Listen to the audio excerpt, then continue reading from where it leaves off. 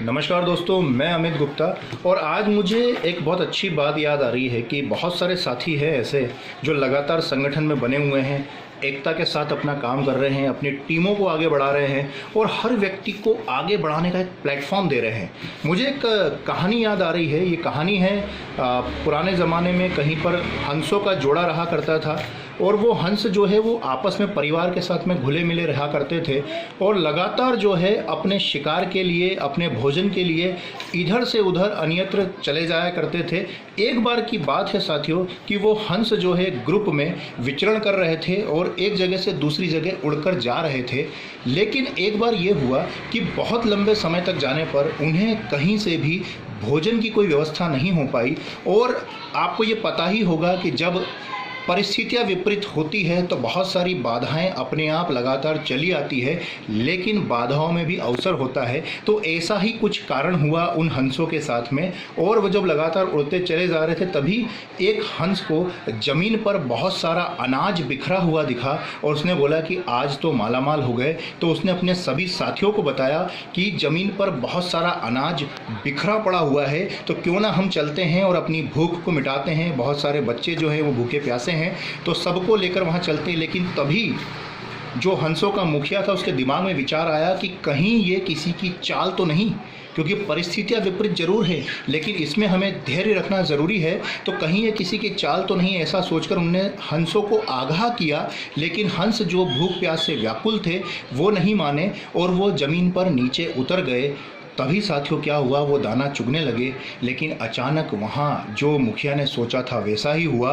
वहाँ शिकारी ने जाल बिछा रखा था साथियों। तो वो सारे के सारे जो हंस है उस जाल में पकड़ में आ गए और बड़े ही परेशान होकर एक दूसरे का मुंह देखने लगे, एक दूसरे को सोचने लगे, एक दूसरे की सोच को जो है वो लगातार विपरीत ठहराने लगे, गलत ठहराने लगे। बार बार एक दूसरे से बोलने लगे कि मैंने इससे कहा था, इसने नहीं माना, मैंने ऐसा बोला था, मुझे क्या पता था ऐसा था। तो कई बार ऐसा होता है हमारे साथ भी, जब परिस्थिति विपरीत हो जाती है तो हम बोलते हैं कि हमने तो ऐसा बोला था, आपने नहीं माना। लेकिन साथियों जो मुखिया था, मतलब जो टीम का लीडर था, वो बड़ा धैर्यवान, विचारवान था, वो बहुत बुद्धिशाली था। उसका एक साथी मूषक राज जो है वो थोड़ी ही दूरी पर रहा करता था। उसे पता था कि यहाँ से थोड़ी दूर अगर हम आगे चलेंगे तो उसने सभी हंसों को कहा। हंसों ने हालांकि बात को थोड़ा सा नकार दिया और कहा कि हम कैसे अब यहाँ से इस जाल से। तो उन्होंने बोला कि सब अपनी पूरी ताकत लगाएंगे, तो मतलब कि संगठन की अगर शक्ति का हम इस्तेमाल करेंगे, सब लोग थोड़ी थोड़ी ताकत लगाएंगे तो जाल सहित हम यहाँ से उस जगह पर जहाँ मूषक राज रहते हैं वहाँ हम पहुँच जाएंगे। तो सभी ने अपनी ताकत लगाई और शिकारी जो है वो साथियों देखता रह गया। हंस जो है उस जाल सहित वहाँ से उड़ चले और जाकर जो है वो मूषक राज के पास पहुँच गए।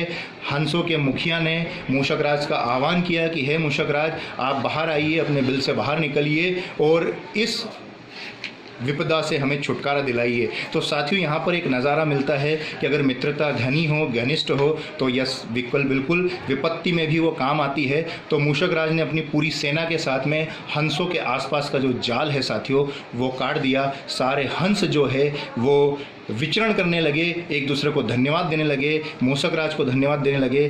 तो साथियों आप इस बात से, एक छोटी सी घटना है लेकिन इससे एक ये शिक्षा मिलती है कि संगठन में यकीनन शक्ति होती है।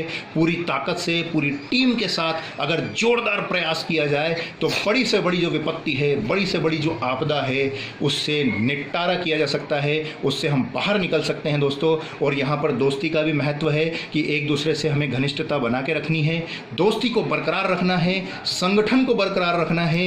ये समय विपरीत है, ये निकल जाएगा। ये सारा जो समय है, अच्छाई बुराई आती रहती है, अच्छे दिन बुरे दिन आते रहते हैं, लेकिन धैर्य के साथ, अपनी टीम के साथ बलशाली होकर लगातार प्रयास करते हुए इस विपत्ति से हम लोग पार पा सकते हैं। थैंक यू दोस्तों। जय हिंद, जय भारत।